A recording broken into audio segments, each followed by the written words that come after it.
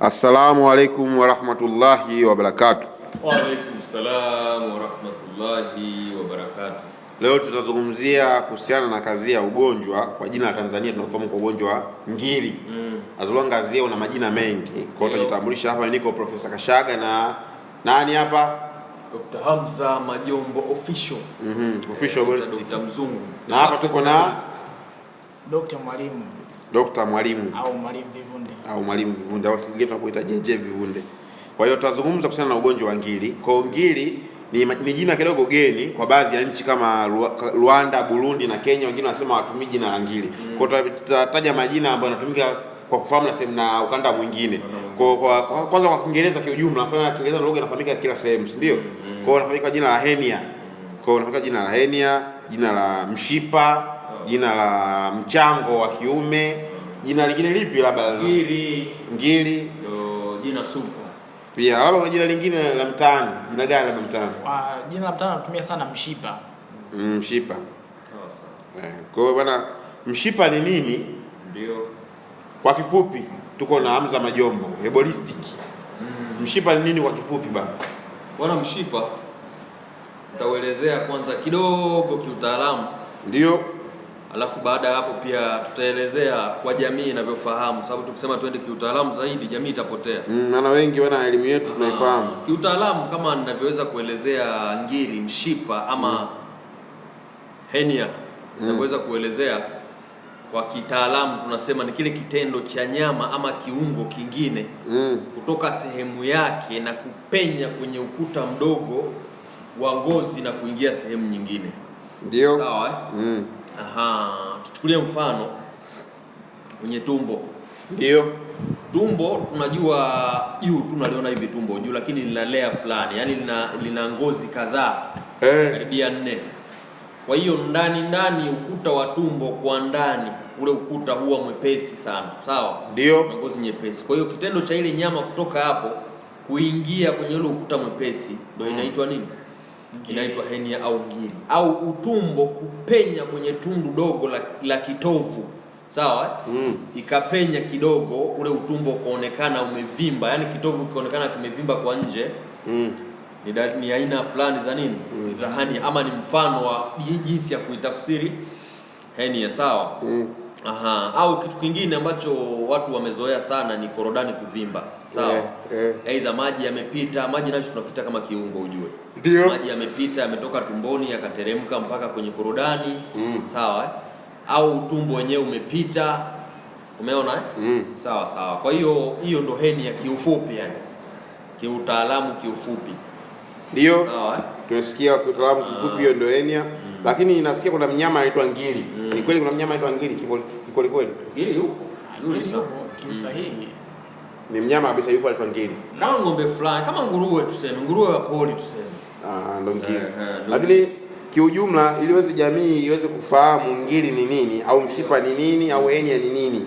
Pia nimekambalika na tezi dume umo. Sawa. Kwa lazima tuwatajie dalili. Hizo dalili zitakuwa ndo kama definition za kuelewa. Kwa dalili ndio zitakwambia hii ndio maana ya ngiri. Lakini kusema kitaalamu tukianza kina neva, kina celio, kina neuron, tutalala na usingizi, watu wasiweze kuelewa. Kwa bana, zifuatazo ni miongoni mwa dalili za mtu mwenye ngiri, japokuwa sio zote. Ndio. Kuna kitabu kimoja kinasema ngiri na dalili zaidi ya 99. Sahihi. Kwa hizi miongoni mwa dalili tu common za ugonjwa wa ngiri ambao mara nyingi kwa sisi wanaume pia tunazo. Lakini bila kusahau, unajua mwanamke pia anaweza kuwa na ngiri. Mwanamke naye ana ngiri. Kwa ngiri mtokea mwanadamu yoyote yule. Mwanadamu yoyote na mnyama yoyote yule. Ndio. Tunaanza dalili namba 1 ambayo inaelezea wewe una ngiri. Inasema ni kubana kwa tumbo chini ya kitovu wakati wa baridi au unapokula vitu vitamu. Ndio. Vitu vitamu pale inaongezea vitu vyenye asili ya gesi. Ndio. Unazungumzaje dalili hiyo?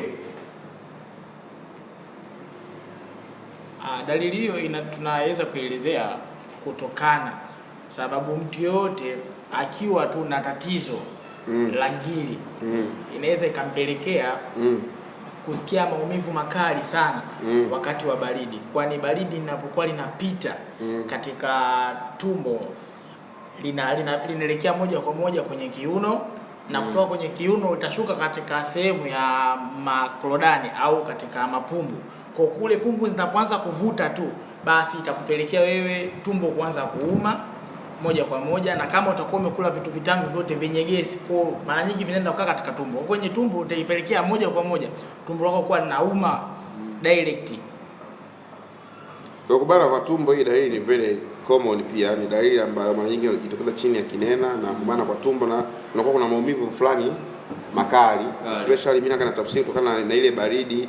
Mtu mwenye mshipa, watu wasia kuita neno mshipa sababu ile mshipa unakuwa na contract, yani mshipa inakuwa nini, inavuta kwa sababu inasinyaa kutokana na ile nini baridi. Kwa kutokana na kubana kwa ile mishipa ndio hutokea nini, kupata maumivu. Sina maelezo marefu sana kuhusiana na mekanizmu ya vitu vitamu na gesi, labda ni ashumu ile gesi inakuwa inajaa, na produce kwa mshipa tena nini, inavuta zaidi. Lakini pia dalili namba 2 ni kuunguruma kwa tumbo au muungurumo wa tumbo. Kwa kama tumbo lako linaunguruma mara kwa mara, uone ugonjwa wa ngiri. Au dalili za ugonjwa wa ngiri. Dalili namba 3 hapo Hamza. Dalili namba 3 sawa, ni ile tushaitaja na hisi.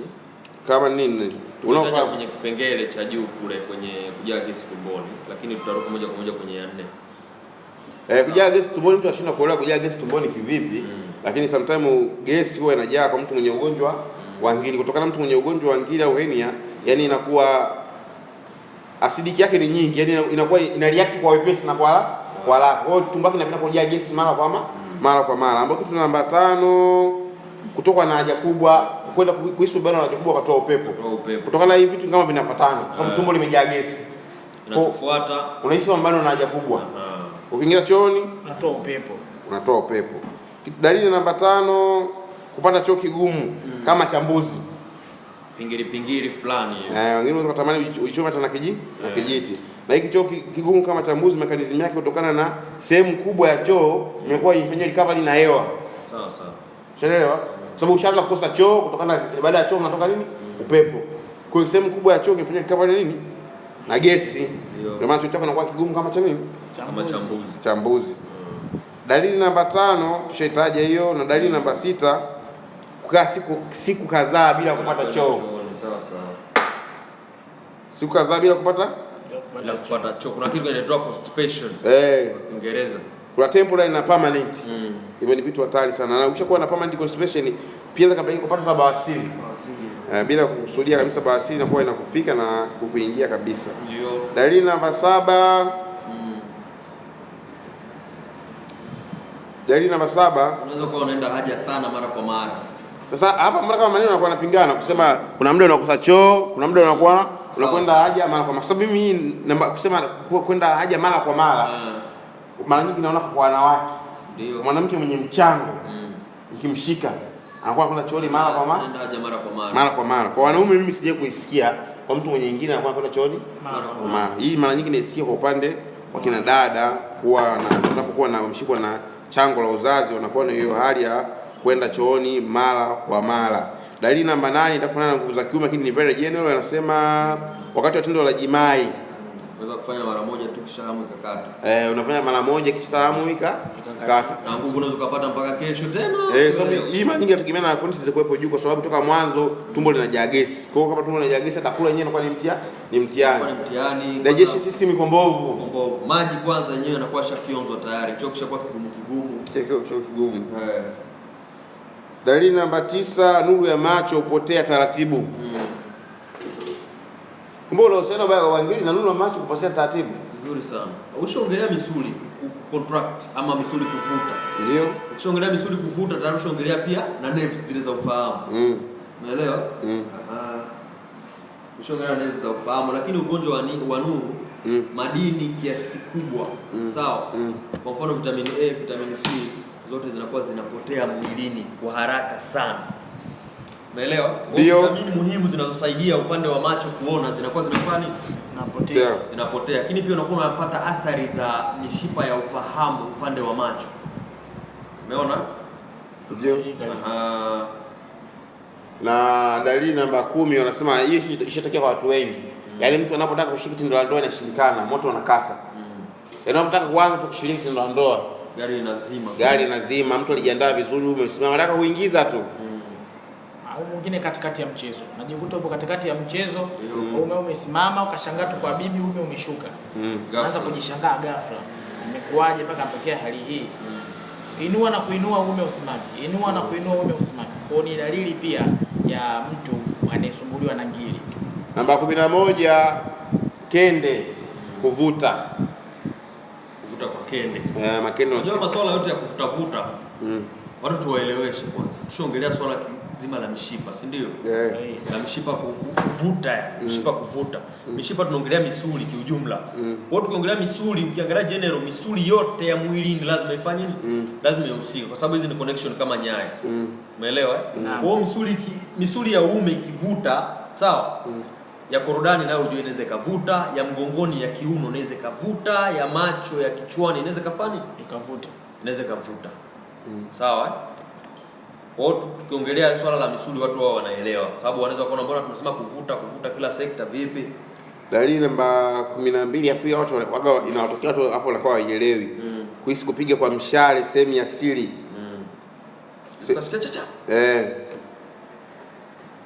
Hiyo watu video wanaweza vizuri, niseme hajakuwa mtu anaweza kama kapigwa mshale. Kama kamshale fulani.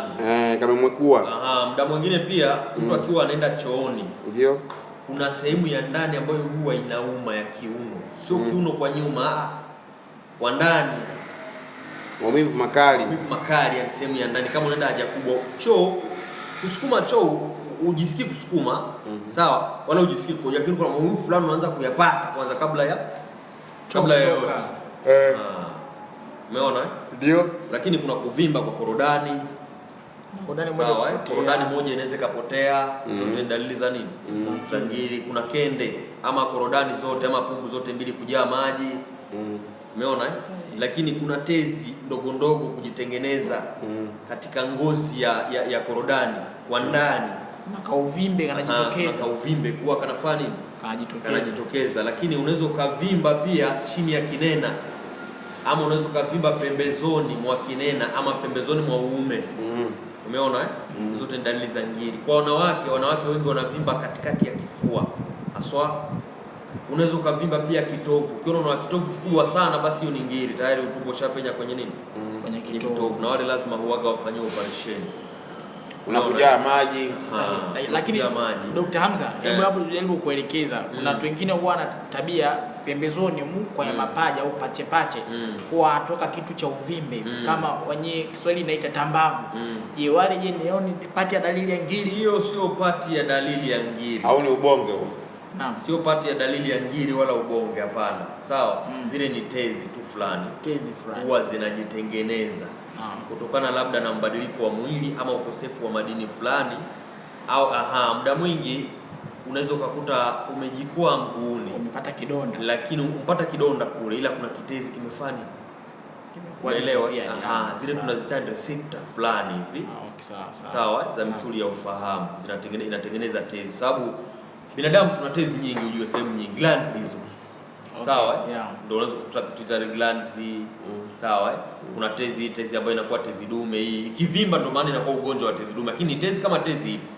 Kwa hiyo tezi ziko sehemu mbalimbali, thyroid hapa katikati ya koo kuna tezi, katikati ya kifua kuna tezi, umeona huku pembezoni huku kuna tezi na pembezoni mwa mapaja. Kwa zile nini zikirecept, yani kutokea tatizo dogo fulani zikashtuka, sawa, ile mshipa wa ufahamu ndio inakuwa inaleta zile signs za kuvimba kwa hizo tezi. Sawa? Ndio. Kwa hiyo dalili ya ngiri. Kwa upande wa wanawake, anasema kwamba kwa upande wa wanawake ndio wanakuwa wanashikwa na mchango sana, ile maumivu makali kabla ya period au baada ya period. Sawa. Kuna wengine mpaka mtu anaweza kufikia anakufa, analazwa, unakuwa na maumivu ya ajabu, kuna mbadiliko sana wa kimwili. Ndio. Na kwa upande wa wanawake pia upelekewa kwenda haja ndogo mara kwa mara. Na pia kwa upande wa wanawake pia mwenye ngiri au mchango wa uzazi anakuwa anawashwa sehemu za siri. Ndio, anawashwa, lakini pia wanapoteza hamu. Na sababu nyingine kwa kweli inakuwa ni ziki kabisa, wanapoteza hamu, hawahisi hisia kabisa, tendo la ndoa hawalipendi. Sawa. Unaweza kusema mke wako amelogwa lakini kumbe ana mchango au ngiri. Kwa ngiri inamdhoofisha. Ila ukiachana na hizo zote, kwa upande wa mwanamke pia mwingine anakuwa anasikia maumivu makali sana. Kwa anapomaliza tendo lake la kwanza, ukafika kileleni wakati wa kwanza tu, hawezi tena kurudia. Kwa hamu inaondoka, alafu anakuwa anajisikia maumivu makali. Ndio. Na mgongo, lakini mgongo uko pande zote juu. Kwa mwanamke wanaume mgongo wa kike. Mgongo na kiuno lazima kiuno. Ndio. Kwa muda mrefu. Sasa kutokana na dalili tulizozitaja hapo, ngiri lazima tuigawanye magrupu mawili. Lazima tupate ngiri ambayo ni ngiri ya kawaida na ngiri sugu. Nafikiri sisi sasa tutahitaji ngiri sugu tu. Zile dalili zote zilizobakia itakuwa ni ngiri ya kawaida. Sasa tutasema ngiri sugu. Kwa ngiri sugu ina dalili gani? Kwa jinsi tulitaja dalili hapa. Dalili zipi tunaziweka katika ngiri sugu? Sawa. Ndio. Kwa hizi dalili zetu, yani niambie watu general kwanza. Watu general. Kwamba kama umevimba sehemu yoyote ile. Ndio, uvimbe. Neno uvimbe umekuhusu, umshaingia kwenye sugu. Ndio. Sawa Kitu cha pili, kama ngiri yako imekaa kwa muda mrefu sana. Unajua muda mwingine uvimbe unaweza kuwa umechanika kwa ndani bila wewe kujua.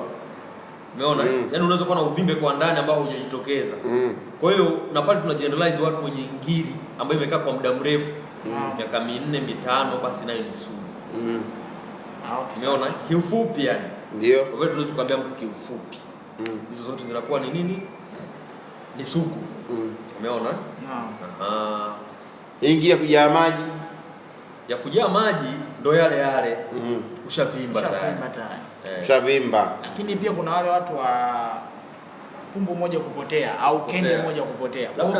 Kuna kitu tuelezee watu kidogo hapa ili wakifahamu, sababu umeelezea, lakini mtu anaweza kaenda anajiuliza maswali, inatokeaje mpaka mtu anajaa maji? Ndio. Inatokeaje mpaka korodani inapotea? Hii korodani inaenda wapi kwanza? Kwa watu wanajiuliza kitu hicho. Labda tuwaelezee kidogo kwamba binadamu yoyote, sawa? Binadamu yeyote yule mwenye jinsia ya kiume wakati anazaliwa, sawa, ama muda mfupi kabla ya kuzaliwa, ama maumbile yake, sawa, kuumbwa kwake kwenyewe, sawa, zile korodani zile ama pumbu tunasema huwa hazishuki, sawa, akiwa tumboni. Yaani kama mtoto ameumbwa alafu kuna korodani zinaninginia hivi, hapana. Sawa, ni ngozi tu inakuwa pale. Lakini zile korodani zenyewe, tunda zenyewe za ndani huwa zinajificha tumboni, zinakaa tumboni. Sawa, Mwenyezi Mungu ameweka hikima yake ujue. Zile zilikuwa zinaninginia, unajua zinauma zile ujue. Ndio. Zilikuwa zinaninginia, maana hata mama ukichanganya tu zinaweza kagonga mtoto akaumia huko tumboni. Kwa zile huwa zinakuwa zimejificha kwa ndani tumboni. Sawa, upande na upande chini ya figo. Ndio. Unaona? Kwa hiyo muda mfupi baada ya kuzaliwa ama muda mfupi kabla ya kuzaliwa huwa zinashuka kupitia pembeni na pembeni. Umeelewa? Yaani moja inapitia upande wa kulia pembeni ya kinena na nyingine inapitia upande wa kushoto. Sawa? Kwa hiyo sasa yale matundu yanazibwa baada ya zile kufanya nini? Baada ya kutoka. Sawa? Yanazibwa na nyama fulani nyembamba ambayo tunaitwa sheath kwa kitaalamu. Inaitwa sheath. Sawa? Ndio kitaalamu. Kwa hiyo zikishateremka pale huwa ile nyama inaziba pale. Lakini kuziba kwa ile ngozi nyembamba sio kwa siku moja. Ndio. Inakuwa ni taratibu. Process. Sawa, Kwa hiyo inategemea pia na muscles za mtu. Ama nyama ya mtu, maumbile ya nyama za mtu. Sawa? Kuna wengine muscles ni ngumu, mwingine nyama yake ni laini, mwingine nyama nini? Ni ngumu. Umeelewa? Kwa yule mwenye nyama laini lazima kile kitundu kitachukua muda kuziba. Kitaziba taratibu na kitaziba na nyama laini. Ndio. Mwenye nyama ngumu kitaziba chap na nyama itakuwa nini? Ngumu. Itakuwa ngumu. Sawa. Kwa hiyo watu wengi huwa tundu dogo linabaki pale. Ndio. Sawa, huwa panaziba lakini hapazibi complete moja kwa moja. Kwa hiyo pasipoziba complete, kila baada ya muda kuenda extend kile kitundu kinakuwa kinaongezeka. Umeona? Hata kisipoongezeka lakini pale patakuwa panapisha maji taratibu, tone. Umeelewa kitu hicho? Na kuleta mabadiliko. Korodani ya mtoto inakuwa haijaanza kupokea zile mbegu, si ndio? Kama haijaanza kupokea zile mbegu maana haijatanuka. Umeelewa? Bado nyama mle ndani moto. Kwa hiyo ndani ya korodani na nje ya korodani bado nyama. Hakuna nafasi ambayo inaweza kupisha maji kuingia. Umeelewa? Kwa hiyo kadri muda unavyozidi kuenda, nafasi inajiweka mle ndani ya maji kuingia. Nafasi inajiweka na zile nyama huwa zinapungua. Kwa hiyo maji yanakuwa yanapita kwenye yale manini? Yale matundu na kuteremkia wapi? Na kuteremkia ndani. Sawa? Kwa wale wenye matundu makubwa sana yanaweza kuruhusu kupisha utumbo.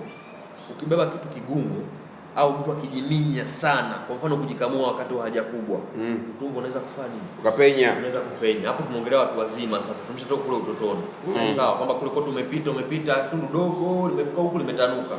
Sawa. Kwa hiyo tunapata vitu vingine ambavyo vinaweza kusababisha ngiri pia ni kubeba vitu vigumu sana. Kazi ngumu. Kazi za majaka. Kazi za majaka. Unabeba kazi ngumu kiasi kwamba tumbo inajiminya, tumbo ikishajiminya na minya ule utumbo. Na utumbo kama umekula chakula utumbo umejaa unakuwa mgumu kweli. Kwa hiyo ukiwa unaminya huku pembeni na pembeni, huwa yale matumbo yanafanya nini? Yanatoboka na kusababisha utumbo upenye. Ndio maana kuna wengine huwa lazima arudishe utumbo kwanza. Akinama hivi utumbo unashuka. Lazima urudishe ndio aweze kusimama vizuri. Umeelewa? Sahihi. Kwa hiyo Sasa swali langu mimi ni kwamba yale maji yanatoka wapi? Kwa tumbo ndio limetoboka au maji yanatoka wapi? Hapana. Maji, tumbo lote lina maji ujue. Mwili wote una maji, mwili mzima. Hata kucha? Hata kucha. Ndio. Kucha sio mwili. Tunaongelea mwili. Kile kinaweza kutoka. Nywele sio mwili. Tunaongelea mwili, maana nyama. Ndio. Sawa? Vyote vina maji. Kucha ambayo haijatoka huko haijaharibika, hii haijafika kukata naye ina maji bado mwili. Ndio. Ikishafika kukata inakuwa umeelewa? Kwa hiyo mwili wote huo unajifyonza maji yani. Umeelewa? Na unakuwa ule uteute ambao unakuwa umezunguka utumbo, sababu utumbo hauwezi kuwa mkavu kwa nje na kwa ndani. Kwa hiyo ule ambao unakuwa umezunguka utumbo kwa nje ndio unakuwa unapenya mle taratibu. Umeelewa? Ndio maana hicho sio kitu cha siku moja, maji hayawezi kujaa siku moja. Na tunasema mwili wetu ni elastic yani. Korodani, maziwa ya mwanamke, hivyo ni vitu elastic, ni vitu ambavyo vinaweza kuvutika. Uume, vitu vinaweza kufanya nini? Kuvutika. Ndio maana maji yakiwa yanamwagika mwili mara kwa mara, huwa na ngozi pia inakuwa inajitanua taratibu. Ndio maana kuna mtu korodani imekuwa kama beseni. Na watu wamshindwa hadi kusimama. Sawa? Sio nini tena, sio nini, sio busha. Imekuwa zaidi ya busha. Limefika kule hivi. Sawa, sasa mwalimu hapo kuna swali jingine pia. Ndio. Kuna watu wengine wanakutana za kaa labda kavimba mguu afu mguu umeenea sehemu yote alipokaa. Wale swali mguu na kwa umeextend na nini? Wale hao matende. Tumeongea kwenye matende. Ukiachana na matende pia kuna kitu kinaitwa kule kwa nini? Cell growth. Sawa? Kwa cell. Matende ya mbungo. Tunaitaga mal cell growth ama zile seli kukua kinyume na mpangilio halisi. Umeelewa? Sahihi. Seli za sehemu ule zinaweza kawa zinazalishana kinyume na hali ya kawaida. Yaani double cell faster seli zinazaa na kila seli ikizaa maana ngozi inaongezeka. Kwa hiyo ngozi inaongezeka. Sawa? Sahihi. Tumeongelea kwa upande wa seli, lakini kuna magonjwa mengi sana ambayo yanasababisha uvimbe, ndio kama matende. Sawa, ukingata na ule nyuki, nzi yule. Sawa, matende ndo kama hicho. Unaweza kukuta mguu unabidi unafanya unakuwa vimbe. Lakini kuna minyoo ambao wale minyoo wanasababisha pia masuala mazima ya miguu kuvimba kiasi hicho. Umeona?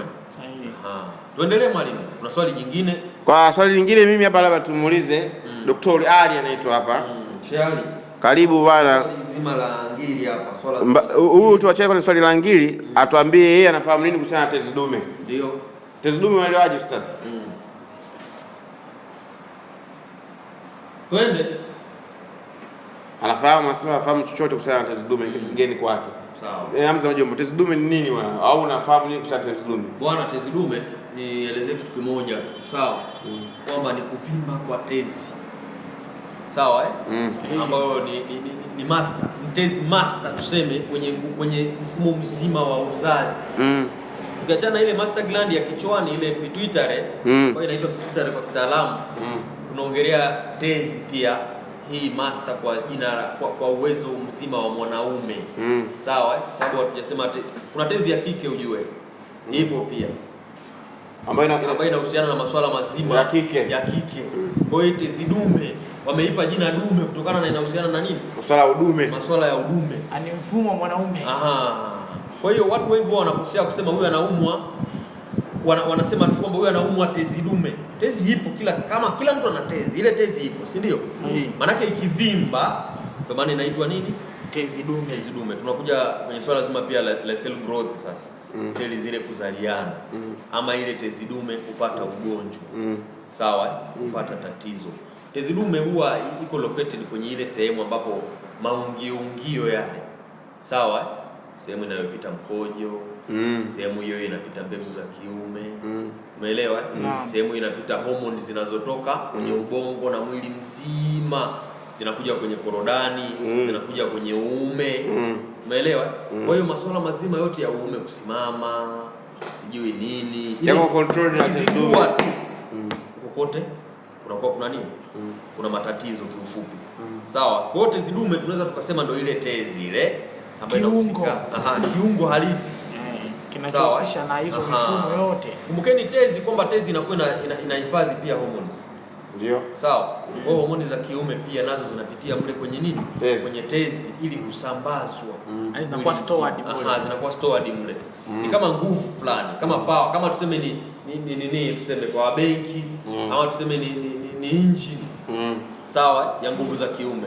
Hormone zinapita pale, hormone zikishafika pale zinasambazwa sasa. Unaenda kwenye uume usimame. Unaenda kwenye mbegu za kiume zitoke kule kwenye korodani zipite mpaka kwenye uume. Wewe stopisha mkojo, kuna mbegu za kiume zinakuja.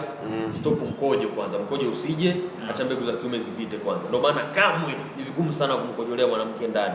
Mkojo kwa kawaida. Hapo wewe umechanganyikiwa. Hivyo vyote vinasababishwa na nini? Na tezi dume.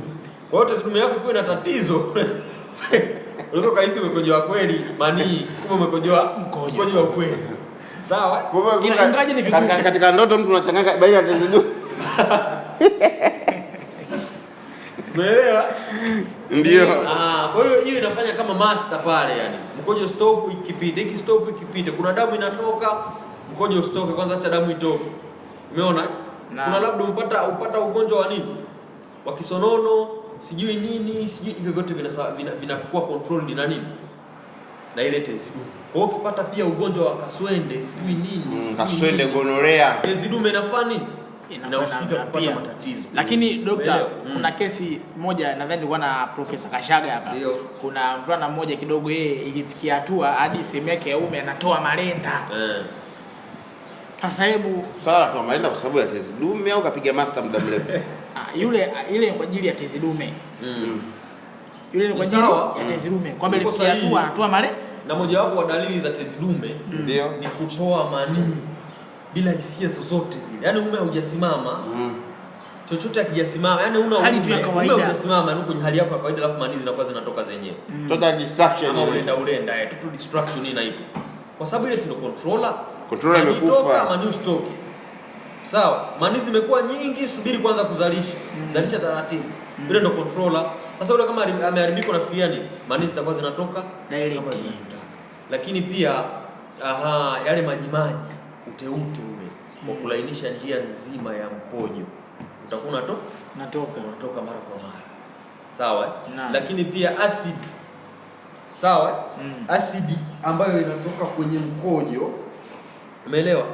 Mkojo tunajua una acid, si ndio? Ndio. Kwa hiyo acid ambayo inakuwa inatoka kwenye mkojo ule baada ya mkojo kupita, sawa? Kuna ute ambayo inabidi utoke uweze kusawazisha ile acid. Unakuwa hautoki. Kwa hiyo ile asidi itakuwa inabaki pale pale, inakuunguza katika mrija wa nini? Wa uume. Sawa? Kwa hiyo ile asidi ikikuunguza, unaweza kukuta baada kama umeungua kwa muda mrefu unatunga usaha. Kwa muda mwingine usaha unaweza usitoke kule kwenye tezi dume, usaha uko unatoka kwenye mrija wa mkojo wa uume kutokana na kuungua kwa muda mrefu. Sawa? Asidi hayo yote yanasababishwa na nini? Tezi dume.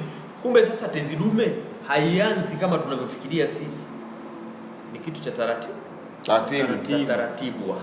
Kwamba inaweza kuwa haijavimba ama hujafanyia operation yoyote, lakini una tezi dume. Vipi sasa kuhusiana na ile ngili ya nyama? Au na ngili mbili, kuna zile ngili za maji na nyama. Kwa mtu mwingine amevimba pumbo au kende zile, lakini nyama kuna ubaya mwingi. Sasa nyama zinatoka wapi? Ndio hili swala zima ambalo tumeongelea la cell growth. Sawa?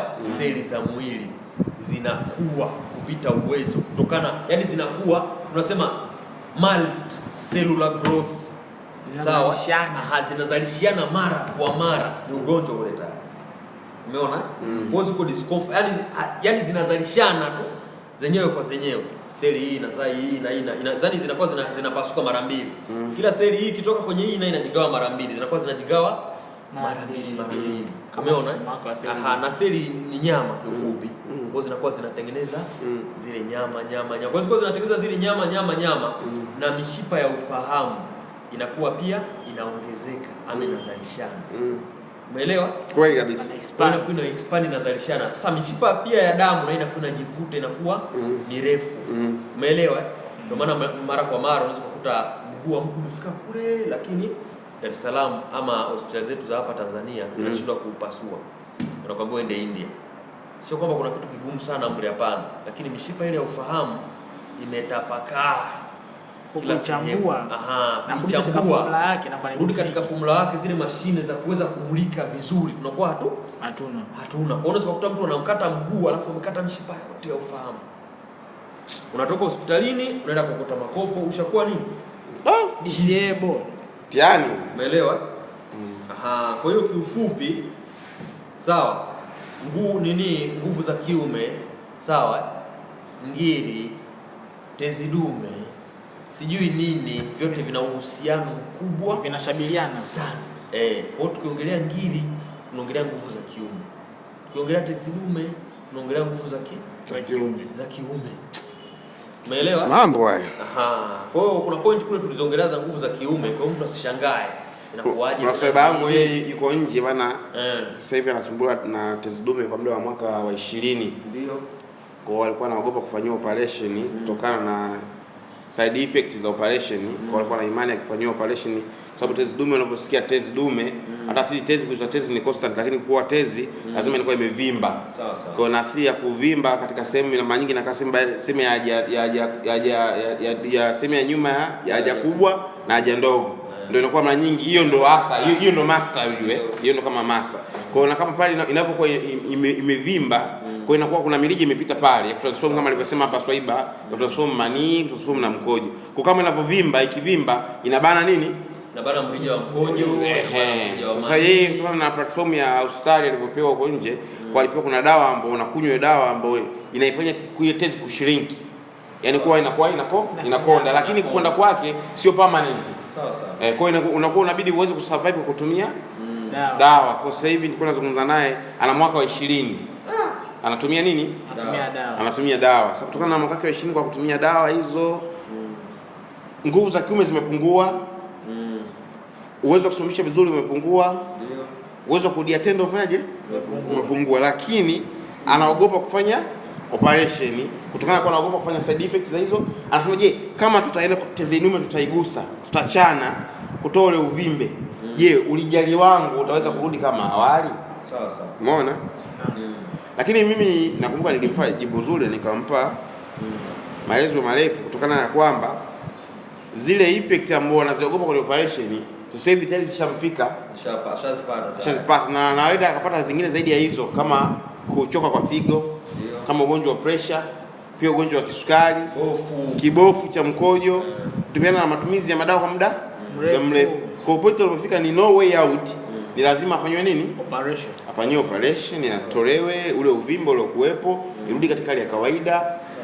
Lazima operation ndio itaacha side effect, lakini sio kubwa sana. Kawaida. Lakini tukirudi katika mada yetu ya ngiri, mchango, hernia au mshipa, kwa dalili za wale tulizotaja hapo, lazima zitakuwa dalili changa. Kama utakuwa na dalili changa, lazima upate matibabu ya ugonjwa wako wa ngiri kwa muda wa siku 21. Regardless utapata matokeo kwa muda wa siku 7, na gharama hiyo itakuwa ni gharama ya shilingi 100 tu ya Tanzania kupata matibabu hayo ya ngiri yako changa ambayo haijakomaa. Na ukiwa na hiyo ngiri inaitwa heavy duty, ngiri ambayo ni sugu imekomaa, matibabu yake mara nyingi inakuwa ni gharama 200,000, lakini na uwezekano wa kuanza kutumia dawa direct ukapona ni sawa na zero. Kwa ngiri mara nyingi tunasema ngiri sugu zilizokomaa mara nyingi inabidi zianzie hospitalini. Kama masani hiyo ngiri yako inakuwa ushajaa maji. Kumbe ukinywa maji inabidi uende ukanyonywe maji, na hata kunywa maji yatarudi tena. Kwa lazima ukachanwe. Inabidi unyonywe maji. Ndio. Chanwe kabisa, maji yatolewe. Njia zilizopisha maji kuyapeleka zifungwe. Basi maisha mengine afanye nini? Sana. Kama imevimba na nyama inabidi upigwe kisu, usafishwe, utolewe. Sababu muda mwingi kile kinyama kinakuwa kimejitegemea chenyewe. Hakijashikana na mwili kama ni kidogo. Kwa maana unaweza kuona kuna mtu amemtoa dude kubwa hivi kama speaker, ukashangaa dude limetoka wapi? Muda mwingi inakuwa kama hivyo. Kwa hiyo aende atolewe ile nyama kifupi. Fanywe usafi. Na kama imepotea imepotelea ndani. Kama imepotea inakuwa imerudi upande wa tumbo ilipotoka, sababu niliwaambia kwamba zinakuwa ndani. Kwa hapa hata kilukaluka irudi chini inakuwa. Kuna muda inarudi. Kuna muda anaweza labda tumbo limechanganya sehemu ilipokuwa, sawa? Ilikuwa labda nyuma ya utumbo, labda utumbo, unajua utumbo huona geuka kidogo. Kwa hiyo utumbo umegeuka tena umeirudisha sehemu halisi. Hata pumbu kupotea. Ndio inaitwa pumbu kufanya kupotea. Maana yake imerudi ndani, imerudi huku juu ya tumbo, yani iko chini ya figo huku kwenye kibofu. Wanaweza kaenda kule kapata madhara, ikarudi ikawa haina kitu. Poa. Haina issue. Na kama amevimba uvimbe wa juu kinena, tayari unasema utumbo tayari ushapenya kwenye ilikuwa kilichobakia unazuliwa na ngozi tu. Lakini sasa hapo inabidi pia afanyiwe operation, ile sehemu ikatwe, na tunasema sasa hivi teknolojia ishakuwa kubwa. Na operation hizi mara nyingi zinachukua wiki 2. Watu wanapona kurudi. Wiki 2 unapona, baada ya unaguza kidonda miezi 4 ndio waruhusiwa labda kubeba vitu vizito mpaka 6, lakini unakusha pona wiki 2 tu unaanza kutembea, unafanya kazi zako. Lakini nishakusikia siku moja anasema kufanyia operation inarudi, lakini ukadefend ukasema inarudi katika upande mwingine wa Samia kukutana na case study ya mtu ambaye kafanyia operation na imerudi pale. Sawa. Ndio. Unazungumzaje? Hii inatokana na vitu kama viwili vitatu hivi. Sawa.